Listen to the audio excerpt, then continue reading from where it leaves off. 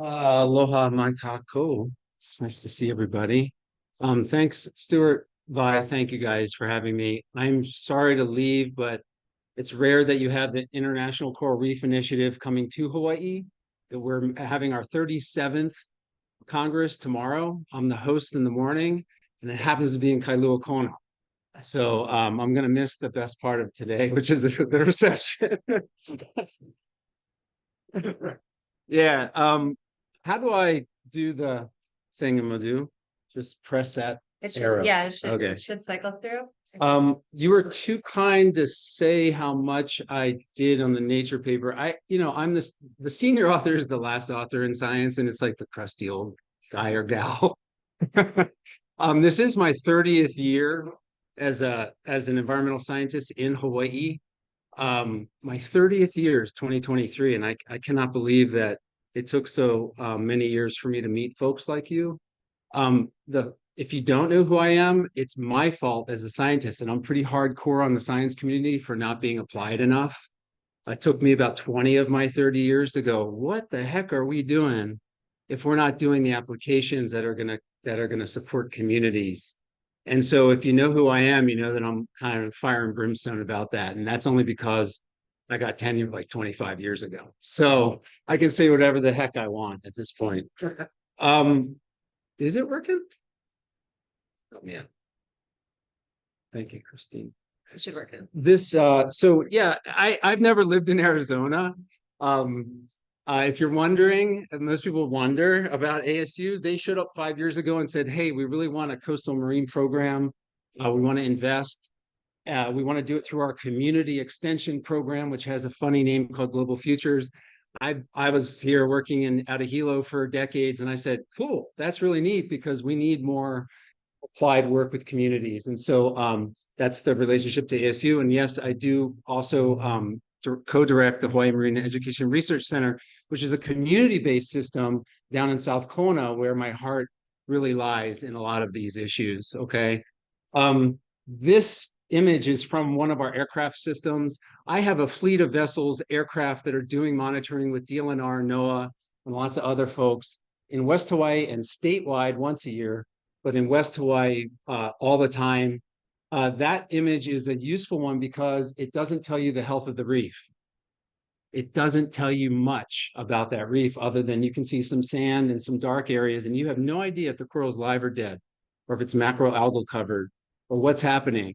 And so what I'm not going to do is show you all the tech behind a lot of what we do, but nowadays we can map where the corals are, how they're doing, where the algae is, down to about 85 feet of water depth, which is 99.5% of our coral surface in Hawaii. We don't have much coral surface below that depth. What I'm going to do to make this brief, given that I know who the audience is today, you're already in the choir, you're already worrying about all of these issues. This is a talk I gave to the county council about 3 weeks ago, just a few days before the Nature paper came out. So as the old senior author, I walked in there and said, I got a story to tell you, county council. And to my delight, they were very engaged, the Hawaii County Council, which covers the Big Island of Hawaii. So I had to, I'm just kind of paraphrasing what I was telling them about, telling them about the importance of our coral reefs. You can read that. But the problems that we have are just almost now becoming insurmountable in some areas on the Big Island. I will tell you from monitoring the entire state that there are areas that we cannot address. They're just too far down the road. The Big Island is at what we call the land use transition, where the system is starting to teeter between sustainable conditions to unsustainable conditions in certain spots. But we're not all the way there yet. So it's a very important place.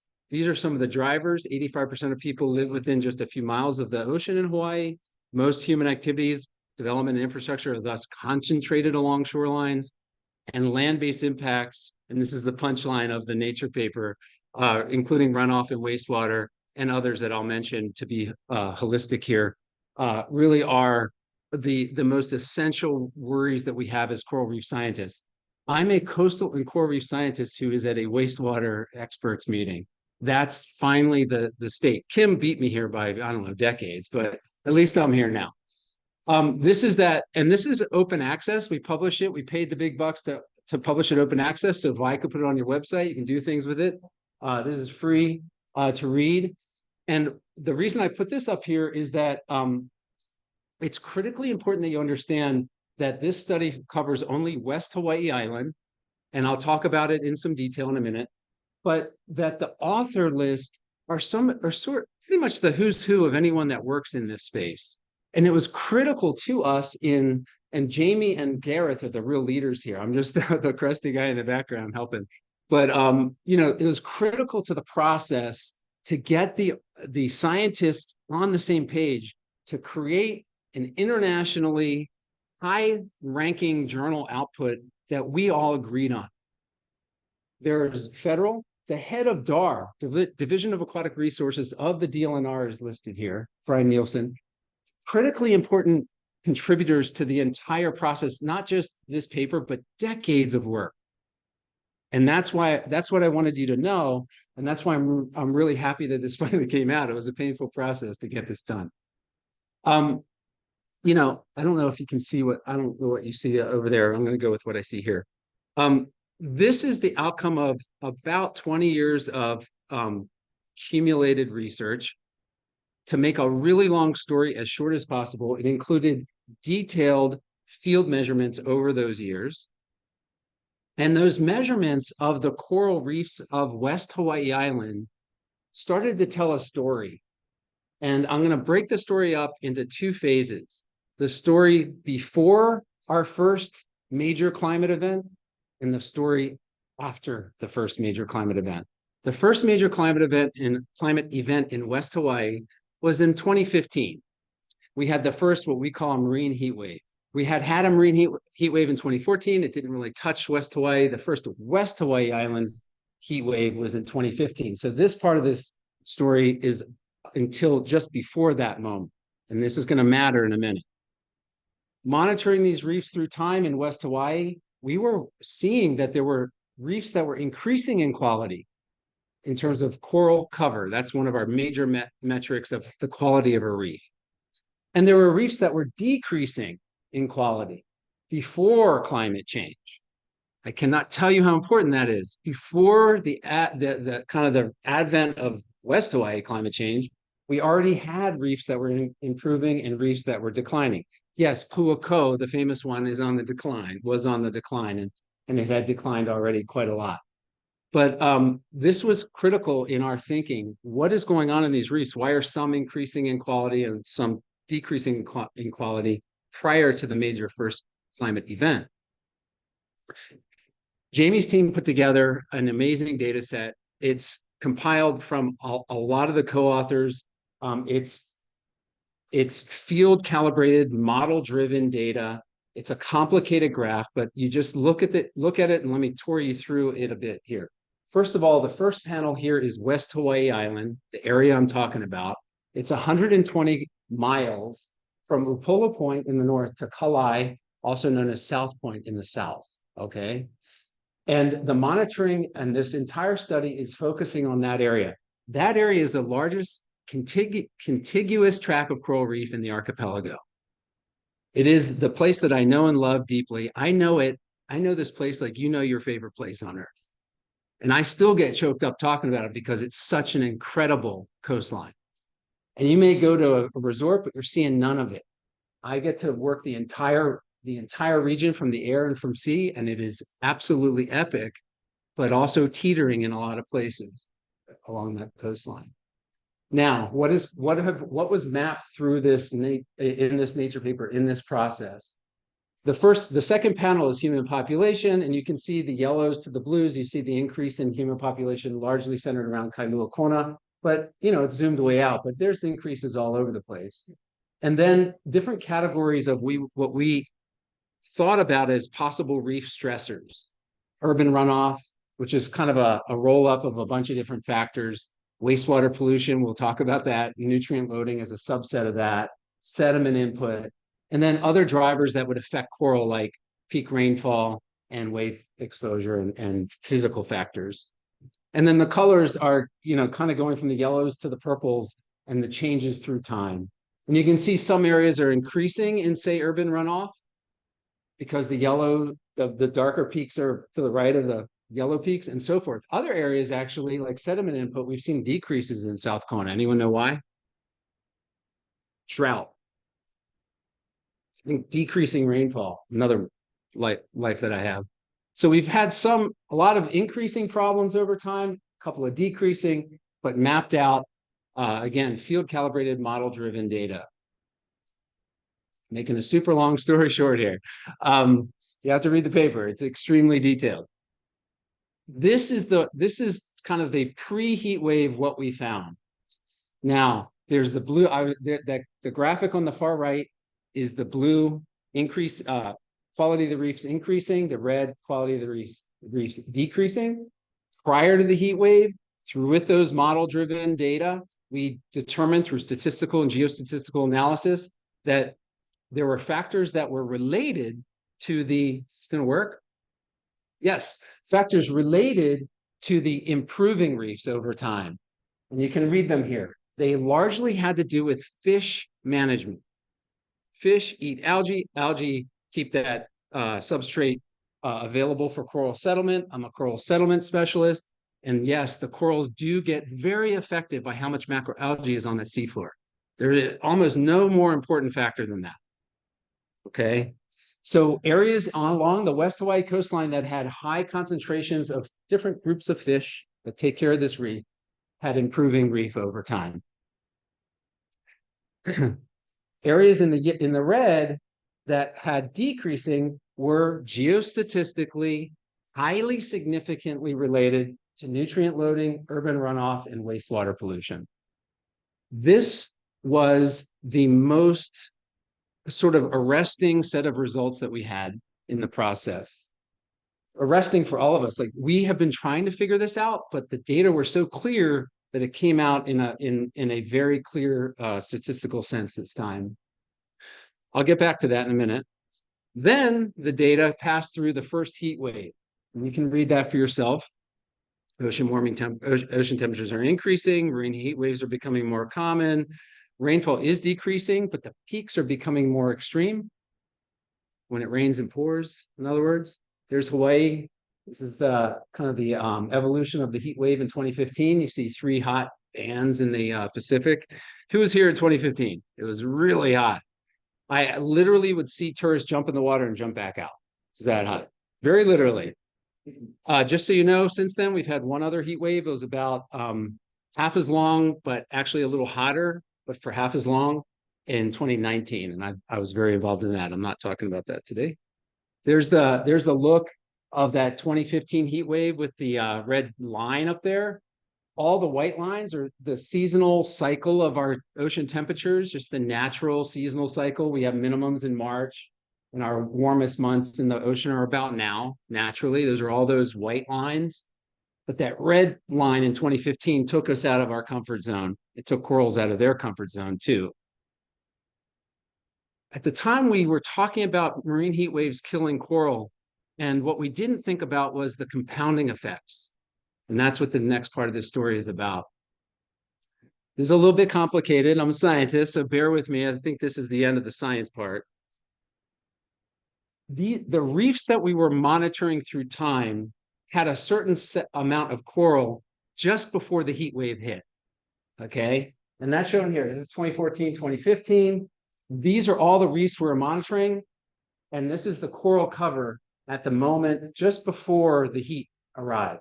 Some reefs were already low, some were very high in coral cover. There was just a lot of variability, right? And I told you all about that. Wastewater, herbivore fish, that was all really important in leading up to this moment. Then the heat wave came, and we had this crazy set of responses in these reefs. You can read it up there. Max coral cover loss. We lost nearly 50% of our coral in some places. It is not true that we lost 50% of our coral overall. People are saying that because I think the press sort of titrates out the facts down to the minimum. But there were places where we lost half. A quarter of the reefs, however, had about 20, not however, a quarter of the reefs had 20% or more coral mortality. So not all reefs that bleach die. Those that bleached about greater than 20% actually went through massive mortality events. And it was disheartening, let me tell you. I'm pretty calloused veteran scientist, and it was hard to watch, I gotta say. And we couldn't do anything about it. But what was amazing is that there was about 20% of the reefs that didn't decline or actually improved through the heat wave, And so he's scratching everyone, the authors are scratching their head trying to figure out what is it, see if this is going to work. What is it that, is that working? It's not working.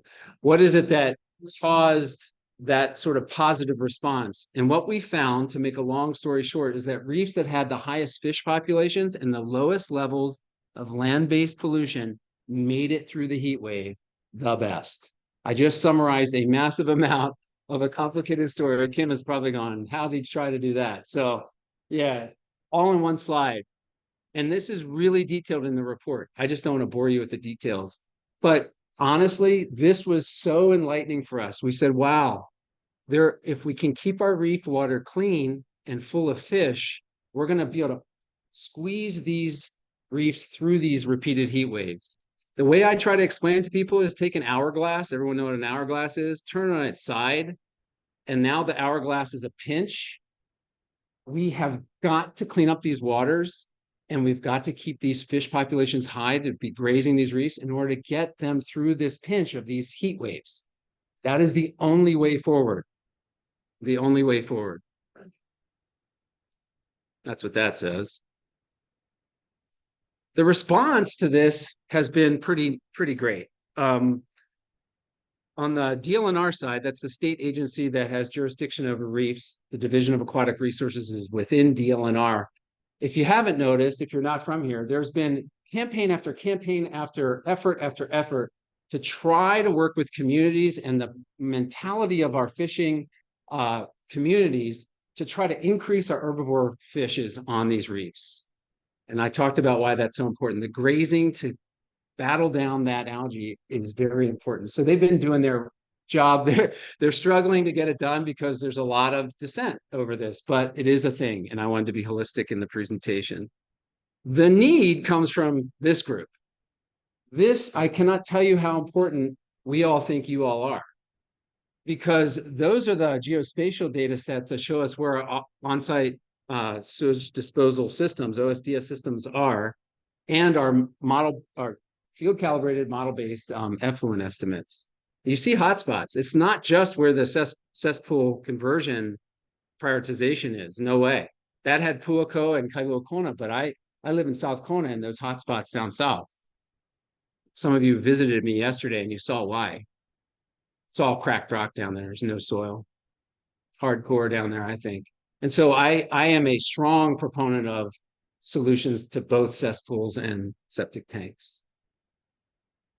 I do want to give you, I want to take you home to my home, to a place that keeps me working every day 30 years later. And I think I'm getting more energetic as I go because the need is so great. The South Kona district that's in this red box of Hawaiʻi County is a very special place because it's still environmentally quite epic, but it's got these issues as population continues to expand to the south. If you travel through that area and wonder what's around you, it's a little hard to see on this from the back of the room. There are green areas of conservation land, but look how few of them touch the ocean. And if you really squint, for example, that big green wedge is state DLNR land. It doesn't touch the ocean, okay? But a lot of it doesn't touch the ocean, and you can see all that stippling in there. That stippling is associated with, subdivisions and growth. And so, yeah, we need wastewater treatment in the region.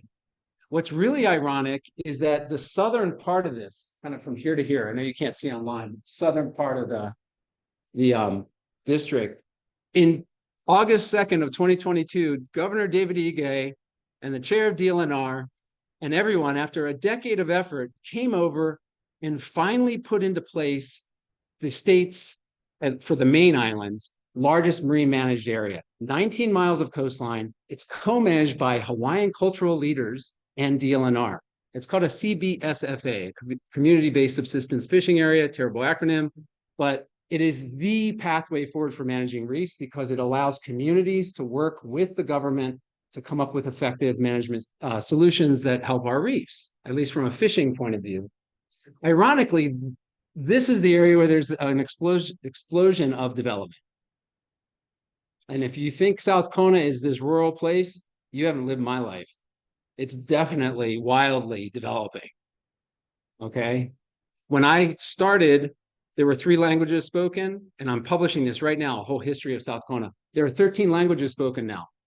It is not the place that you may have thought it was if you haven't been there in a while. It's really developing, and these issues are ironic because they're against a culturally based subsistence fishing area of epic proportion that took a decade for our Hawaiian practitioners to establish. Here's this place in 1954 before statehood. It's a little bit before I was born. Not that long, but just before I was born. You can see this area that is near and dear to me. I'm just using this as a case study. By 65, we had just become a state in 59. All these subdivisions were put in.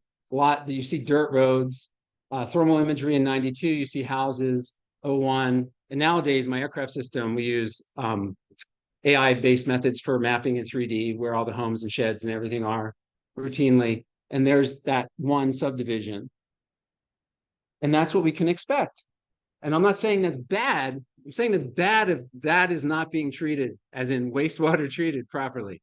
I'm all for the housing, but not with this flowing into the reef that just got the most important culturally based marine managed program behind it after a decade of effort. So I think these are the issues. We're always saying that land-sea connections are deeply rooted in Hawaiian resource knowledge. That is true.